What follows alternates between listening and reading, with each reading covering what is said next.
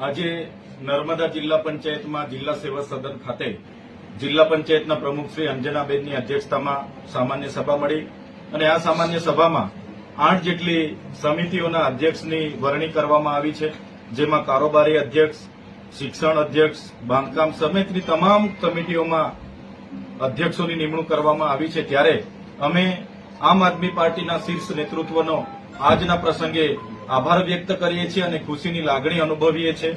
નર્મદા જિલ્લામાં અનેક પડકારો છે, જેમ કે આ વિસ્તાર નર્મદા જિલ્લાને અતિપછીત જિલ્લામાં ગણના થાય છે।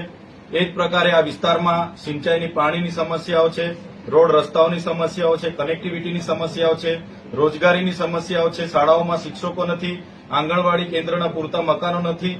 ત્યારે અમે નર્મદા જિલ્લાની જનતાને ખાતરી આપીએ છીએ કે આજેથી જિલ્લા પંચાયતનું સુકાન અમારા હાથમાં આવ્યું છે।